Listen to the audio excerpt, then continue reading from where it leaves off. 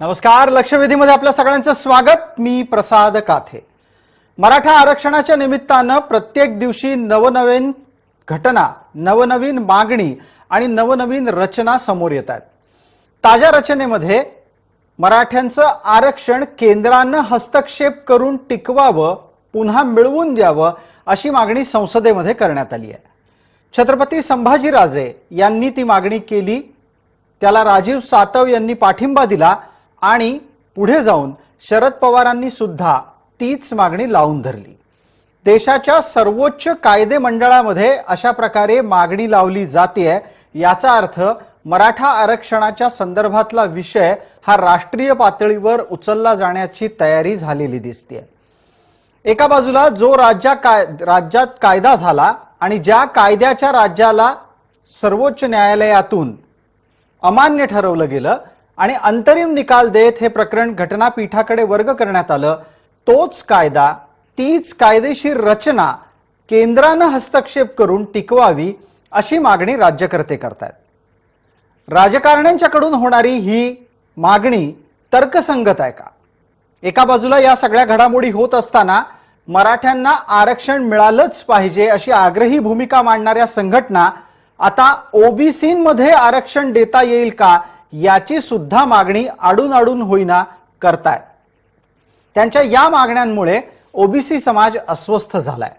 त्यांच्याकडून तात्काळ प्रतिक्रिया आली आहे आणि ओबीसी समाजाचे नेते म्हणतात, मराठा आरक्षणाला ओबीसी समाजानं समर्थन दिलं, याचा अर्थ मराठा आरक्षण हे ओबीसी आरक्षणाच्या मुळावर येता कामा नये। थोडक्यात न्यायालयाच्या एका निकालानंतर वेगवेगळ्या प्रकारचे सामाजिक बदल होतायत का असा प्रश्न स्वाभाविकपणे उपस्थित राहतो। या सर्व पार्श्वभूमीवर आजची लक्षवेधी चर्चा, आरक्षण कुणाच्या जोरावर मिळवायचं आहे।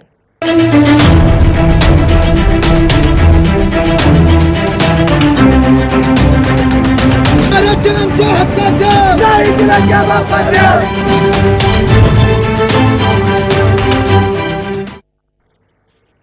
आजच्या या चर्चेमध्ये आपल्याबरोबर कोण कोण सहभागी होत आहे त्या मान्यवरांचा मी आपल्याला परिचय करून देतो। आपल्या सोबत आहेत महाराष्ट्र विधान परिषदेचे विरोधी पक्षनेता प्रवीण दरेकर, त्याचबरोबर ओबीसी नेते हरिभाऊ राठोड आपल्या सोबत आहेत, संभाजी ब्रिगेडचे प्रमुख आहेत विकास पासलकर, आपल्या सोबत कायदेतज्ञ आहेत दिलीप तौर आणि मराठा आरक्षण विरोधी याचिकेचे कर्ते ॲडव्होकेट गुणरत्न सदावर्ते। सर्व मान्यवरांचं आपण स्वागत करूया।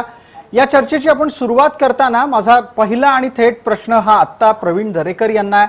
प्रवीणजी, ज्या तर्काच्या आधारे केंद्राकडून हस्तक्षेप मागितला जातो आहे तशा प्रकारे घटनेची, राज्यघटनेची रचना आहे का? नाही, आपण मगाशीच एका चर्चेमध्ये उल्हास बापट जे घटना तज्ञ आहेत त्यांनी या संदर्भात भूमिका त्या ठिकाणी मांडली होती की आता ही लढाई राजकीय लढाई राहिलेली नाही, ही लढाई आता न्यायालयीन लढाई झालेली आहे आणि त्याच्यामुळे सुप्रीम कोर्टालाच आज त्या ठिकाणी आणखी चांगला वकील, आणखी सपोर्टिंग माहिती देऊन पटवून द्यावं त्या ठिकाणी लागणार आहे की इतर आरक्षणं राज्यातली ज्या पद्धतीनं आपण स्थगिती दिली नाहीत आणि खंडपीठामध्ये त्या ठिकाणी प्रलंबित आहेत, तशा प्रकारची ही स्थगिती उठवण्याचं काम या ठिकाणी प्राधान्यानं करावं लागेल। आता या ठिकाणी आपण काही एकमेकांवर जबाबदाऱ्या ढकलण्याची आता स्पर्धा लागलेली आहे। मग तुम्ही आरक्षण केलं का, तुम्ही दिलं नाहीत, आम्ही दिलं नाही। आता राज्यातील जनता सुज्ञ आहे, मराठा समाज सुज्ञ आहे, कोणी दिलं कोणी दिलं नाही याचा लेखाजोखा जनतेसमोर आहे। त्याच्यामुळे आम्ही राजकीय एकमेकांवर कुरघोडी करण्याची आवश्यकता नाही। 40 वर्षाचा लढा असताना 5 वर्ष भारतीय जनता पार्टीचं सरकार होतं, एकदा युतीचं सरकार होतं आणि युतीचं सरकार असताना पण मराठा समाजाला काही सवलती मनोहर जोशी साहेबांच्या नेतृत्वाखाली दिल्या गेल्या आणि कोर्टात टिकेल असं आरक्षण देवेंद्रजींच्याच नेतृत्वाखाली दिलंय, हे महाराष्ट्राने मराठा समाजानं या ठिकाणी पाहिलेलं आहे। आणि त्याच्यामुळे आता कोणी दिलं काय, कोणाची भूमिका राज्याने केंद्रावर ढकलायचं, आम्ही राज्यावर ढकलायचं, यापेक्षा आता जी वस्तुस्थिती आहे त्या दिशेनं पक्षीय भूमिकांच्या पलीकडे जाऊन या ठिकाणी आज काम करावं लागेल. प्रवीण कारण दरेकर, आपण असं आरक्षण दिलं म्हणतो की होतं, पक्षीय एका भूमिकेच्या पलीकडे जाऊन काम याचिकाकर्त्यानं करावं त्याला त्या लागेल. या ठिकाणी निमित्तानं राज्यसभेमध्ये काय मुद्दे उचलले गेले आहेत छत्रपती संभाजीराजांच्याकडून ते एकदा ऐकू आणि त्याच्यावर मग पुढे आपण आपला मुद्दा नेऊयात. पहिल्यांदा आपण ऐकणार आहोत राज्यसभेत संभाजीराजेंनी मराठीतून भाषण करत मराठा आरक्षणाच्या मुद्द्याच्या संदर्भात काय भूमिका घेतली. One line. तामिळनाडू सरकारने 50% आरक्षणाची मर्यादा ओलांडून 69% केली आहे. गेले 26 वर्ष हा कायदा तिथे अंमलात आहे. या धर्तीवर महाराष्ट्रात सुद्धा आरक्षणाचा कायदा करावा, मराठा समाजाला न्याय मिळवून द्यावा ही विनंती करू इच्छितो. केंद्रामध्ये आपली भूमिका मांडली जात असताना राज्याच्या कायद्याला केंद्राच्या हस्तक्षेपानं बळ मिळावं अशी मागणी सुद्धा केली गेली. आपल्या सोबत विकास पासलकर आहेत. विकासजी, संभाजी ब्रिगेडचे आपण प्रमुख आहात. मला एक थेट प्रश्नाचं उत्तर हवं आहे की केंद्राच्या हस्तक्षेपाची वेळ आलेली आहे का? नाही, हे लक्षात घ्या की शेवटी राज्य सरकारमध्ये कायदे मंडळ जेव्हा विधानसभेमध्ये कायदे तयार होतात तसेच केंद्र सरकारमध्ये 50% आरक्षणाची मर्यादा असेल किंवा काय असेल तर केंद्र सरकारमध्ये केंद्र सरकार हे कायदे करतं किंवा त्या ठिकाणी आरक्षण वाढवणं किंवा आरक्षणामध्ये काही बदल करणं, अमेंडमेंट करणं, शेवटी संसद ही सर्वोच्च आहे. आणि त्यामुळे आज जे काय राज्यसभेमध्ये जे काही घडलेलं आहे आणि मी मागच्या वेळेस सांगितलं होतं तुम्हाला की राज्य सरकार आणि केंद्र सरकार ही प्रामुख्याने काय विषय आला की तामिळनाडूचं आरक्षण टिकतंय, ज्याला स्थगिती मिळत नाहीये आणि त्याचबरोबर ईडब्ल्यूएसचं आरक्षण अलीकडच्या काळामध्ये आलेलं आहे, त्याला स्थगिती नाहीये आणि केवळ मराठा आरक्षणाला स्थगिती आहे. त्यामुळे संपूर्ण मराठा समाजामध्ये अस्वस्थता पसरली आहे आणि राज्यामधील राज्य सरकार आणि केंद्रामध्ये सुद्धा राज्य सरकारचे प्रतिनिधी आहेत, राज्याचे खासदार आहेत, मंत्री आहेत. त्यामुळं एकंदरीत हा केवळ राजकारणाचा विषय न होता मराठा समाज हा सामाजिक विषय झालेला आहे. हा सामाजिक लेवलवरचा विषय आहे आणि हा सामाजिकरित्या पण या सामाजिक विषयामध्ये केंद्र सरकारच्या हस्तक्षेपाचं उत्तर अजूनही सापडत नाहीये. मला दिलीप पवार यांना विचारावं लागेल की केंद्राच्या हस्तक्षेपाची वेळ आली आहे का? मी वारंवार हाच मुद्दा उपस्थित करतोय कारण आपण एका संघराज्य रचनेमध्ये आहोत. त्या संघराज्य रचनेमध्ये राज्याच्या कायद्यात हस्तक्षेप करण्याची वेळ केंद्राची आली आहे का? परत हा प्रश्न आहे. आता तुम्ही याचं कायदेशीर उत्तर द्यावं. दिलीप पवार, आपण उत्तर द्यायचं आहे. तुमचा जो क्वेश्चन आहे तो खूप इम्पॉर्टंट क्वेश्चन आहे. आपल्या सारख्या देशामध्ये जिथे कॉन्स्टिट्यूशन अमेंडमेंट ही संसदेमध्ये केली जाते, राज्य सरकार कॉन्स्टिट्यूशन अमेंडमेंट करू शकत नाही. राज्याच्या अखत्यारीतल्या विषयाला सेंट्रल गव्हर्नमेंटला सुद्धा घटना कधी कधी बदलायचा त्यांचा अधिकार आहे, ते करू शकतात जर एक्स्ट्रा ऑर्डिनरी सिच्युएशन आली तर. आता ह्या बाबतीमध्ये ह्या पर्टिक्युलर कायद्याच्या बाबतीत जर बोलायचं झालं तर हा जो कायदा आहे हा महाराष्ट्र शासनाने पारित केलेला आहे आणि महाराष्ट्र शासनाने पारित जेव्हा केला त्याच वेळेस जर याला 9व्या शेड्यूलमध्ये जर टाकलं असतं तर याच्यामध्ये केंद्र सरकार एक पार्टी म्हणून सुप्रीम कोर्टमध्ये हजर राहू शकलं असतं, परंतु तसं झालेलं नाहीये. आजच्या परिस्थितीमध्ये परिस्थिती कॉम्प्लिकेटेड आहे, आपण समजून घेणं गरजेचं आहे. राज्याचा कायदा हायकोर्टाने मान्य केला, सुप्रीम कोर्टमध्ये चॅलेंज झाला, सुप्रीम कोर्टने लार्जर बेंचकडे रेफर केला, लार्जर बेंचमध्ये 5 जजेसचं घटनापीठ. अशा परिस्थितीमध्ये केंद्र सरकार काय करणार किंवा काय करू शकतं जर तुम्ही असा तुमचा प्रश्न असेल तर ह्या कॉम्प्लिकेटेड परिस्थितीमध्ये केंद्र सरकारला लिमिटेड स्कोप आहे त्याच्यामध्ये काही करण्याचा. परंतु मला असंही सांगायचं की या परिस्थितीमध्ये मात्र राज्य सरकारला पूर्ण अधिकार आहेत घटनेमध्ये की जर त्यांना ही सध्याची परिस्थिती स्टेच्या बाबतीतली म्हणा किंवा जे काही सध्याचे ऍडमिशन्स जे काही प्रोसेसमध्ये आहेत आणि अपॉइंटमेंट ज्या काही प्रोसेसमध्ये आहेत याच्या बाबतीमध्ये ऑर्डिनन्स आणून एक्स्ट्रा ऑर्डिनरी सिच्युएशन तयार झालेली आहे आणि ती टाळण्यासाठी ऑर्डिनन्स आणून ते हे ऍडमिशन्स आणि अपॉइंटमेंट प्रोटेक्ट करू शकतात.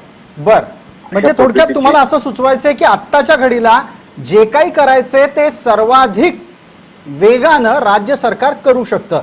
प्रवीण Correct. दरेकर, अजून एक- राज्य सरकार जर समजा सर्वाधिक वेगानं आणि सर्वाधिकारानं करू शकत असेल तर प्रवीणजी, आत्ता राज्य सरकारला तात्काळ काही गोष्टी करायला कोणी अडवलंय असं वाटतं?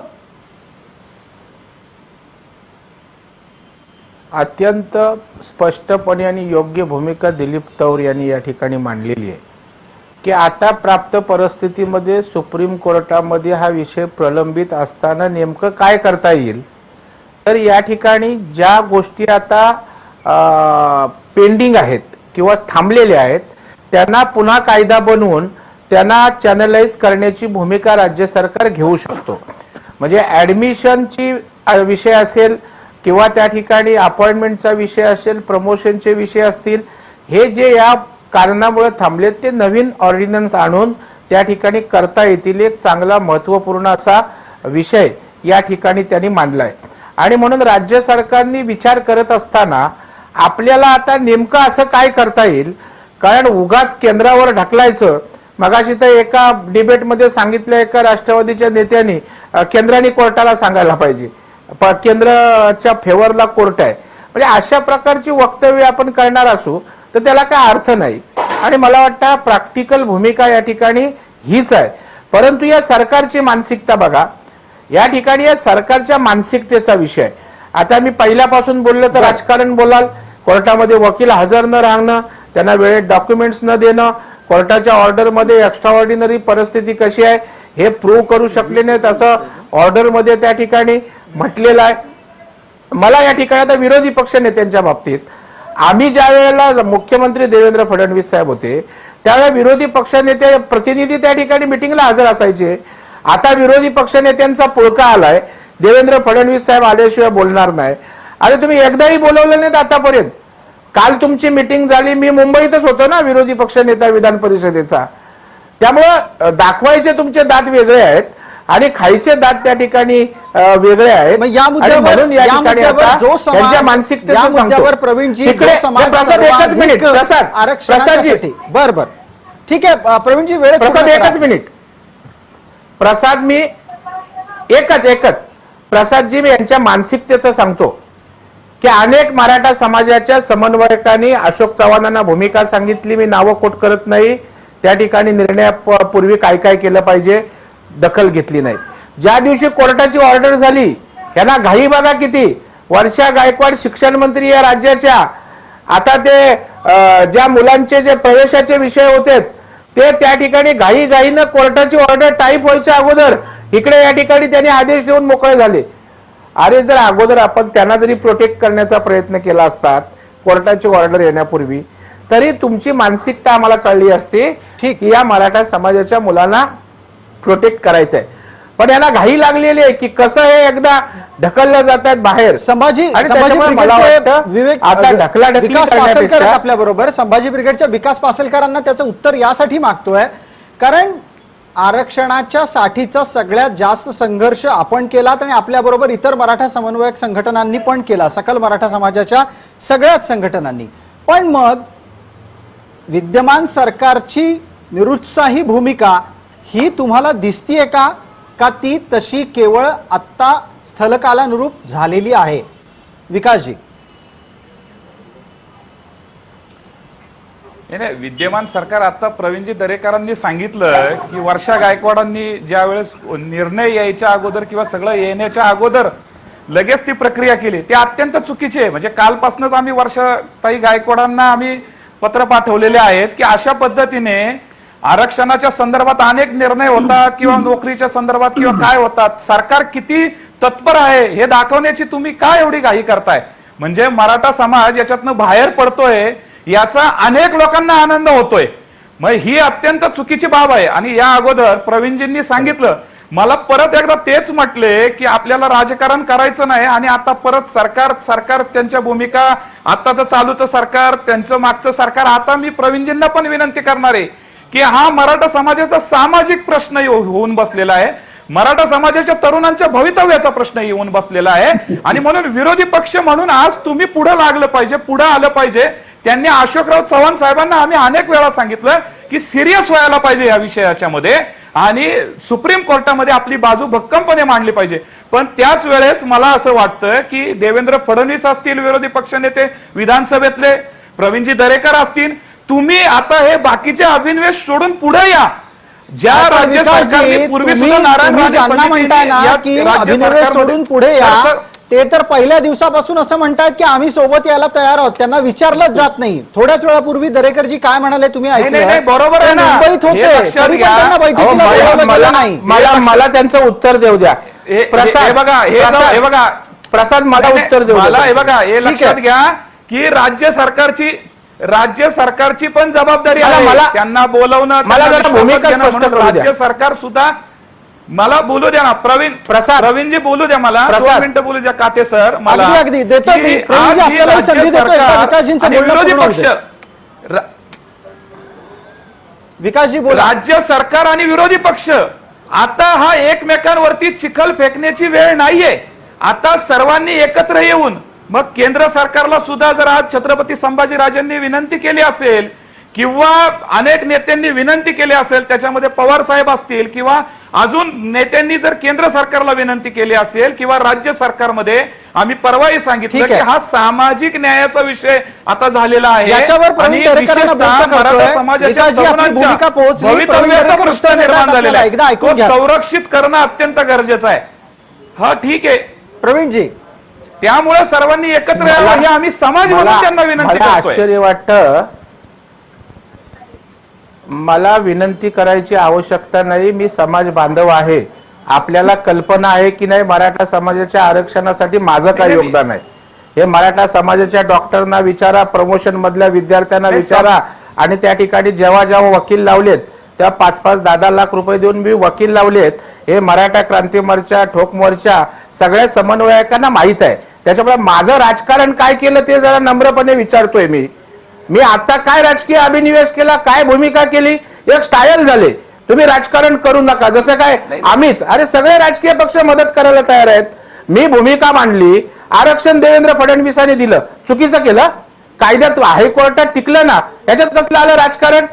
आणि मी आता सांगितलं की त्या ठिकाणी हे लोकांचं काय कमी पडलं, त्याच्यात काय केलं मी राजकारण? तिकडे संभाजी ब्रिगेडचे कार्यकर्ते भाजपला शिव्या देणार, देवेंद्र फडणवीसांना शिव्या देणार. नाही भाजपला नाही असं करू नका ना. देवेंद्र आज आपण वेगवेगळ्या संघटना आहेत ना, आपण एक भूमिका ठेवा. आरक्षण आम्हाला राजकारण करायची काही आवश्यकता नाही. देवेंद्र फडणवीसांनी आरक्षण दिलं तर त्याचं स्वागत केलं आम्ही. मी काय राजकारण केलं सांगा? लाखोच्या संख्येने, करोडोच्या संख्येने मराठा समाज मी काय राजकीय अभिनिवेशात बोललो? तुम्हाला म्हटलं ही वेळ नाही. मी काय राजकीय अभिनिवेशात बोललो? आपलं बोलायचं म्हणून बोलायचं. म्हणून तुम्ही काय मी बोललो सांगा जरा मला. मी म्हणले नाही बोलायचं म्हणून मी दुरुस्त करतो. मी काय राजकीय वक्तव्य केलं सांगा. मी तुम्हाला मी विनंती केली. तुम्ही राजकीय विषय, आता ही वेळ नवी आहे एकमेकावरती चिखल फेकण्याची. आजकाल जे चाललंय मला एक सांगा, विकास ऐका माझं. विकास विकास माझ्या प्रश्नाचं उत्तर द्या. हे सांगतात विरोधी पक्ष एक मिनिट. देवेंद्रजींच्या काळामध्ये विरोधी पक्षनेते त्या कमिटीत होते, त्यांना बोलवलं जायचं. आता बोलतात की देवेंद्रजी फडणवीसांशिवाय मिटिंग होणार नाही, निर्णय होणार नाही. ते बिहारला आहेत. मग मी मुंबईमध्ये विधान परिषदेचा विरोधी पक्ष नेता होतो, मला बोलवायला पाहिजे होतं की नाही? त्यांनी एकीकडे बोलायचं विरोधी पक्ष नेत्यांशिवाय होणार नाही, 100% दुसऱ्या बाजूला विरोधी पक्ष नेत्यांना बोलवायचं. प्रवीण दरेकर, मी तुमच्याच वाक्याचा एक संदर्भ घेतो. आजच्या काळामध्ये जेव्हा घरात बसून व्हिडिओ कॉन्फरन्सिंगच्या माध्यमातून जगात कोणाशीही संवाद साधला जातो, तेव्हा देवेंद्र फडणवीस बिहारमध्ये असो, कुठूनही त्यांच्याशी संवाद करता येईल की इच्छाशक्ती आहे का?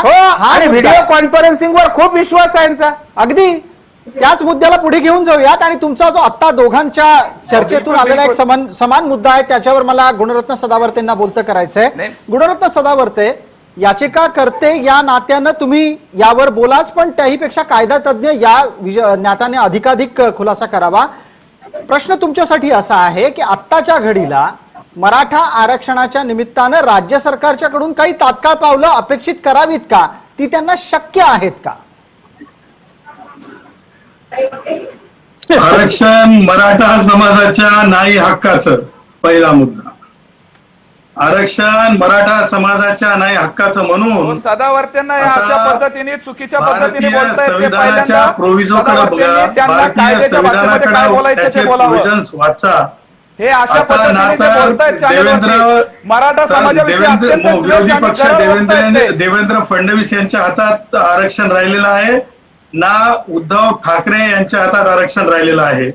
त्यामुळं तुम्ही राजकारण करा, परंतु तुमच्या दोघांच्या हातामध्ये आरक्षणाची दोर राहिलेली नाही. ती गार्डियन ऑफ द कॉन्स्टिट्यूशन ज्याला म्हणलेलं आहे माननीय सर्वोच्च न्यायालयानं, त्याला म्हणतात honourable supreme court of India. त्याच्यामुळं इमर्जन्सी प्रोव्हिजो मध्ये जर तुम्हाला म्हणायचं असेल की केंद्र सरकारनं राज्यामध्ये हस्तक्षेप करावा, तर ते करण्याची तरतूद भारतीय संविधानामध्ये कधी आहे हे तपासलं पाहिजे. असं म्हणायचं आहे का मराठा समाजाला की उद्धव ठाकरे यांचं सरकार इमर्जन्सी सिच्युएशन मध्ये आलेलं आहे आणि भारतीय संविधानामध्ये म्हणजे पार्ट 18 मध्ये हे स्पष्टपणे अंतर्भूत केलेलं आहे की कधी केंद्राने हस्तक्षेप करावा. बरोबर. गुणरत्न सदावर्ते, तुम्हाला असं म्हणायचं आहे की आताच्या स्थितीमध्ये राज्यात अशी आपत्कालीन परिस्थिती निर्माण झाली आहे का की केंद्रानं हस्तक्षेप करावा? या मुद्द्यावरच आपल्याला एक मिनिट प्रसादजी, फक्त 1 मिनिट मला सांगायचंय हा की जर परिस्थिती आहे याचा अर्थ सरकार चालवणं आमच्यानं शक्य नाही, तेव्हा ही परिस्थिती माननीय महामहिम राज्यपालांच्या मार्फत केंद्राकडे शिफारस केली जाते की आता आमच्यानं राज्य कारभार होत नाही. आणि शरद पवारांना हे सांगायचंय का की उद्धव ठाकरेंच्या म्हणजे अवघड परिस्थितीमध्ये, मी फक्त अवघड परिस्थिती असा शब्द वापरतो की आता उद्धव ठाकरेंना वेगळं पाडायचं आणि हे नवीन कुभांड उभं करायचं आणि केंद्राला म्हणायचं करा करा करा. शरद पवारांना नक्की माहित आहे की होणं शक्य नाही, हक्काचं आरक्षण नाही आणि संविधानाच्या चौकटीमध्ये हे बसत नाही. केवळ राजकारण होऊ शकतं, डिबेट होऊ शकतात. ठीक आहे. संविधानिक दृष्ट्या विकास पासलकरांना त्या निमित्तानं मी पुढचा प्रश्न विचारतो. गुणरत्न सदावर्ते आणि थोड्या वेळापूर्वी दिलीप तौर यांनी पण कायदेशीर बाबी आपल्या समोर स्पष्ट केल्या आहेत. एक महत्वाचा मुद्दा जो आर्टिकल 18च्या अंतर्गत तिथे मांडला गेला तो असा आहे की राज्य सरकारची परिस्थिती, थोडक्यात राज्यातल्या सरकारची परिस्थिती ही राज्यातल्या कायदा आणि सुव्यवस्थेला सांभाळण्याची राहिली नसेल तर केंद्र हस्तक्षेप करतं. विकासजी, मराठा आरक्षणाच्या निमित्तानं राज्यात तशी परिस्थिती निर्माण झाली आहे असं आपल्याला सुचवून केंद्राकडून हस्तक्षेप हवाय का? नाही, हे लक्षात घ्या, आमचा कायद्यावरती आणि घटनेवरती विश्वास आहे. राज्य सरकार आणि केंद्र सरकार या अगोदर मी सदावर्तेंनी जे भाषा केलेली आहे ना की मराठा समाजाला आरक्षण मिळणार नाही, आरक्षण आमच्या हक्काचं किंवा काय, त्या संदर्भामध्ये जे त्या पद्धतीने मराठा समाजाबद्दल जे बोलतात ना ते अत्यंत चुकीचे बोलतात. ते कायद्याचे अभ्यासक आहेत, म्हणजे त्यांना काय सुपारी दिल्यासारखं बोलायचं नाही मराठा समाजाविषयी. त्यांनी मराठा समाज हा संविधानाच्या मार्गाने जातोय, संविधानाच्या मार्गाने आरक्षण मिळवण्याचा प्रयत्न करतोय. त्या पद्धतीने उच्च न्यायालयामध्ये आज त्या ठिकाणी आम्ही पुनर्याचिका राज्य सरकारला सांगतोय की पुनर्याचिका दाखल करा. अंतरिम आदेश आहे, अंतिम आदेश नाहीये. हा राज्य सरकारची स्थगिती ही अंतरिम स्थगिती आहे आणि त्यामुळे न्यायालयामध्ये दुसऱ्या बाजूला पुनर्विचार याचिकेचा मुद्दा तुम्ही काढला. 1 मिनिट सर. विकासजी वेळेची मर्यादा आहे. आज बऱ्यापैकी आपल्यासोबत मान्यवर असल्यामुळे राज्य सरकारला मिळाला पाहिजे. राज्य सरकारला ऑर्डिनन्स आणण्याचा अधिकार आहे. राज्य सरकारला ऑर्डिनन्स आणण्याचा अधिकार आहे. ऑर्डिनन्स आणून मराठा समाजातील तरुणांचं भवितव्य सुरक्षित करणं ही प्रायोरिटी आहे. आम्ही कायद्याला मानणारी लोक आहोत. काही लोकांनी सुपारी दिल्यासारखं बोलू नये. ठीक आहे, एकदा पटकन याच्यावर गुणरत्न सदावर्तेंची प्रतिक्रिया घेऊयात. गुणरत्न सदावर्ते, ऑर्डिनन्सच्या विषयाला आता नव्यानं स्पर्श करायची गरज नाही. काल अत्यंत इन डिटेल तपशीलवार आपली चर्चा झाली. एक नवा मुद्दा इथे आला, पुनर्विचार याचिकेचा. पुनर्विचार याचिकेची काही आत्ता कायदेशीर तरतूद उरली आहे का? लक्षात घ्या, पहिली गोष्ट तर प्रवीण दरेकर, तुम्ही नॅशनल न्यूज चॅनलवर म्हणालात की केंद्र सरकार इन्फ्लुएन्शियल आहे म्हणून केंद्राने कोर्टाच्या प्रकरणाबाबतीमध्ये लक्ष घालावं. ते कोण आहेत? एक शिवसेनेचे असतील किंवा राष्ट्रवादीचे सदावर्तेजी, हे प्रवीण दरेकर नाही म्हणाले. सारखं बोलता प्रवीण दरेकर नाही बोलले तसं. कधी प्रवीण बोलले? दरेकरांना कधी एका बोलले? चर्चेमध्ये तशा प्रकारची नाही, नाही, सूचना चुकीच्या केली पद्धतीने होती. बोलतात ते काय सदावर्तेजी, कृपया तज्ञ आहे का? बाकीच्या लोकांना नाही आहे महाराष्ट्रामध्ये. करायला सांगा. एवढी दलितच्या पद्धतीची भाषा आहे त्यांची. वक्तव्य केलं म्हणजे मला नाही, माननीय अत्यंत दलितच्या पद्धतीची. प्रवीण दरेकर या राज्याचे विधान परिषदेचे विरोधी पक्ष नेते आहेत. आणि ते मुख्यमंत्र्याला सुद्धा एकेरी बोलतात. ते काही बोलतात. सदावर्ते पहिल्यांदा आपली भाषा सुधारली पाहिजे. चुकीच्या पद्धतीने सदावर्ते बोलतायत. सोशल मीडियावरती मराठा समाजाबद्दल गैरसमज बोलतायत. गुणरत्न सदावर्तेजी, मी आपल्याला तपशील सुधारायला सांगतो. संविधानाने बोलणारे लोकांवर एक मिनिट, आता तुम्ही कृपया काय सगळ्यांनीच थांबा. सगळ्यांनीच थांबा. मला याचा दलित समाजामध्ये वाद निर्माण करताय. हे सगळ्यांचा तुम्ही जबाब आहे. महाराष्ट्रामध्ये दलित आणि मराठ्यामध्ये वाद निर्माण करण्याचं काम गुणरत्न करताय. सदावर्तेजी, प्रवीण दरेकरांचं असं वक्तव्य नाहीये की केंद्र सरकार कायद्याला सर्वोच्च न्यायालयाला प्रभावित करू शकतं. यांना बोलवत जाऊ नका तुम्ही. एक मिनिट, आता विकास पासलकर मी त्यांना काही तपशिलात बोलणार दुरुस्ती आहे. केलेली आहे. आम्हाला बोलणार प्रवीण नाही. दरेकर, आपण गुणरत्न सदावर्तेंच्या तपशिलात दुरुस्ती केलेली आहे. महाराष्ट्रभर ते दोन समाजामध्ये वाद निर्माण करण्याचं काम करतायत. डॉक्टर बाबासाहेब आंबेडकर, छत्रपती शिवाजी महाराज, शाहू महाराजांच्या विचाराचा महाराष्ट्र आहे. बहुजन समाजाचा महाराष्ट्र आहे. त्याच्यामध्ये डॉक्टर बाबासाहेब आंबेडकरांचं नाव घेऊन, संविधानाचं नाव घेऊन महाराष्ट्रामध्ये मराठा आणि दलित समाजामध्ये वाद निर्माण करण्याचं काम करतायत. हे काय एकटे कायदे तज्ञ आहेत का? यांच्या सूचनावरती आम्ही संपूर्ण चाल मराठा समाजाला गरज नाही तुमच्या विचाराची. तुम्ही सांगण्याची गरज नाही. अनेक विचारवंत आहेत, अनेक कायदे तज्ञ आहेत. या ठिकाणी घटनेवरती आमचा विश्वास आहे. आम्ही लढू, आम्ही त्या ठिकाणी लढायला जाऊ. तुम्ही अशा पद्धतीची चुकीची भाषा वापरणं हे अत्यंत गैरवाजवी आहे. मी संविधानात डॉक्टरेट आहे, तुमच्याकडून शिकायची गरज नाही. ठीक आहे, हा वाद व्यक्तिगत पातळीवर जाता कामा नये. हा वाद व्यक्तिगत पातळीवर जाता कामा नये. मला चर्चेत हस्तक्षेप करून आपल्या तिघांचेही आवाज बंद करावे लागतील. मीडियावरती अशा प्रकारची व्यक्तिगत चर्चा कृपया कोणीही इथं करू नका. समाजाविषयी द्वेष अशा प्रकारची व्यक्तिगत चर्चा कृपया विकासजी आपण करू नका. प्रवीणजी शांत बसले, तुम्ही पण शांत बसा. 100% बोला. प्रवीणजी शांत बसले. परिपक्व भूमिका प्रवीण दरेकरांनी घेतलेली आहे. विकासजी, मी तुमच्याकडून तशीच भूमिका अपेक्षित करतो. मला दिलीप तौर यांना आता प्रश्न विचारायचा आहे. एक मिनिट. 100% शांत राहतो. दिलीप तौर, मी आपल्याला विचारतो. इथे एक महत्वाचा मुद्दा असा आला की प्राप्त परिस्थितीमध्ये पुनर्विचार याचिकेची कायदेशीर तरतूद उरली आहे का, तशी सवलत उपलब्ध आहे का, त्याच्यावर बोला आता. हो, आहे ना. आजच काय सगळं संपलेलं नाही. पुनर्विचार याचिका नाही तर अजून 2 ते 3 पर्याय उपलब्ध आहेत. समाजाकडे उपलब्ध आहेत, महाराष्ट्र शासनाकडे उपलब्ध आहेत आणि त्यात कोणकोणते पर्याय आहेत ते फिट करायला. दिलीप तौर, माझा आवाज येत असेल तर आपण ते पर्याय पण सांगावेत. काल परवा फॉर क्लॅरिफिकेशन आणि मॉडिफिकेशन.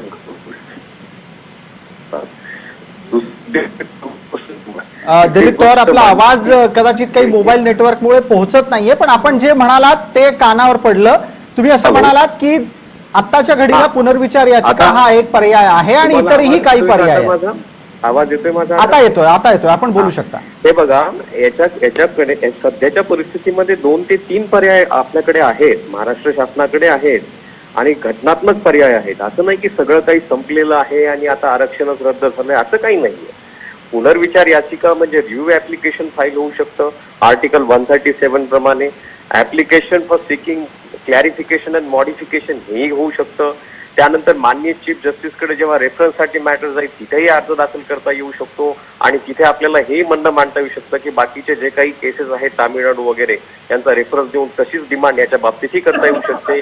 अपार्ट फ्रॉम हे 3 ते 4 पर्याय, चौथा पर्याय जो आहे तो घटनात्मक अंडर आर्टिकल 213 महाराष्ट्र शासनाकडे स्वतःहून आहे. ऑर्डिनन्स आणून ते हे सगळे जे काही ऍडमिशन प्रोसेस चालू आहेत आणि अपॉइंटमेंट त्यांना ते स्टे करू शकतात.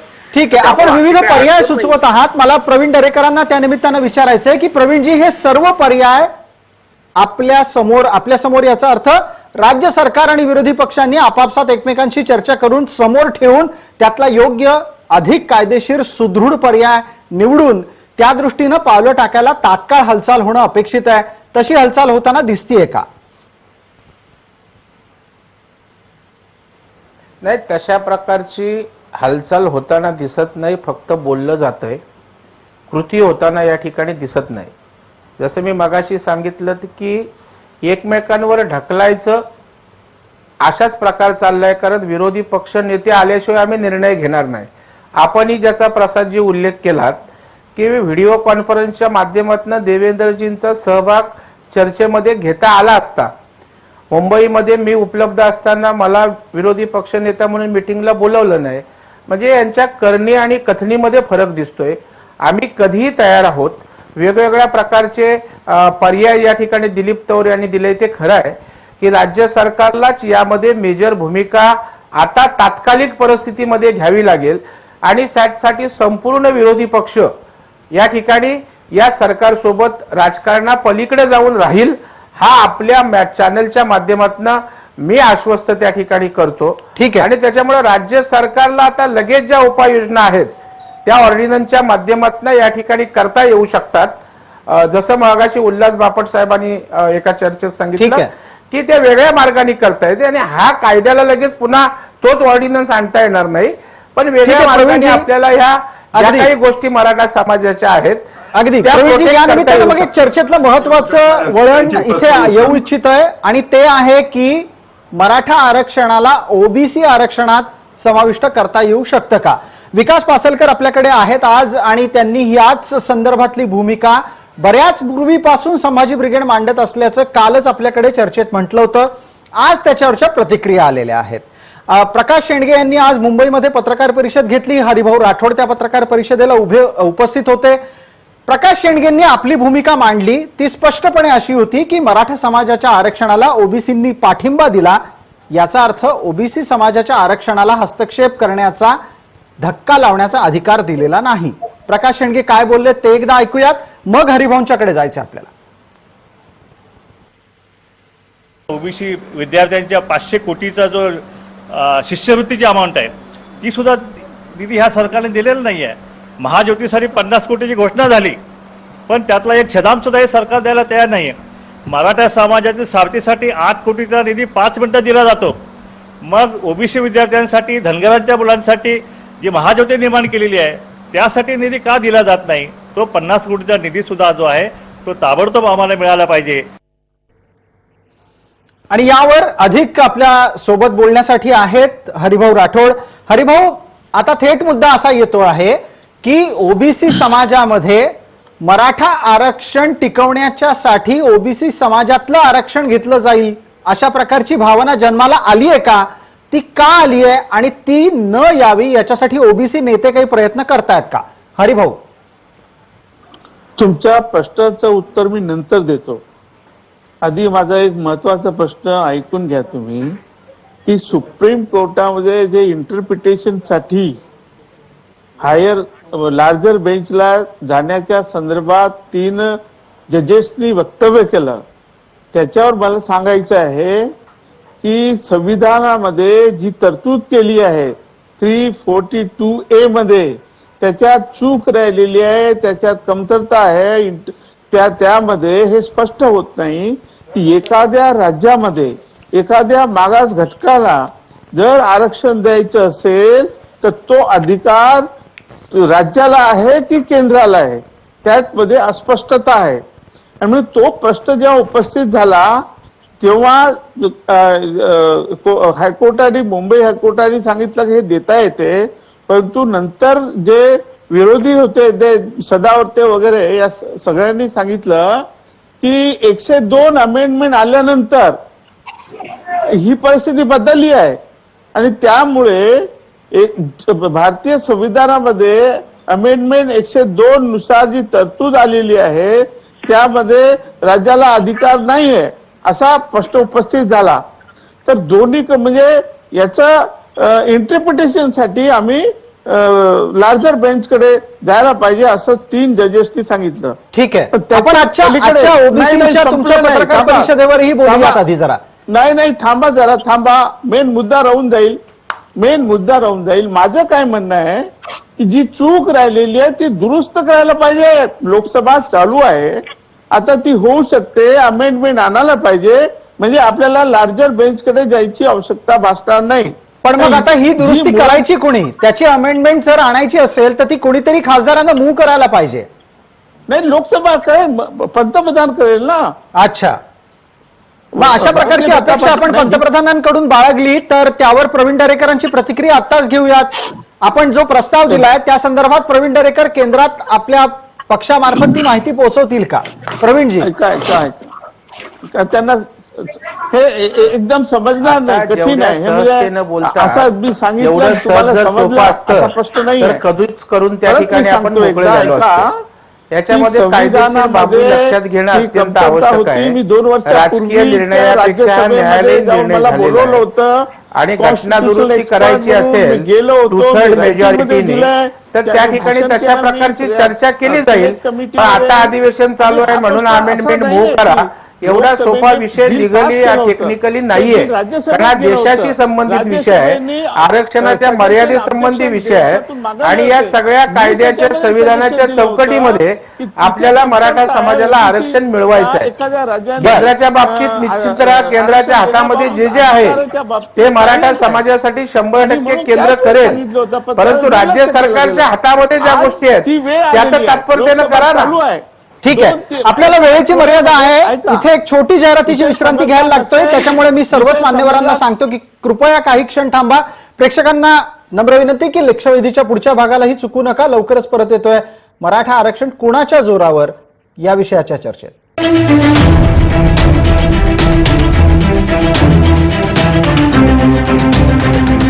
आरक्षणाच्या हक्काच्या, नाईकराच्या बापाच्या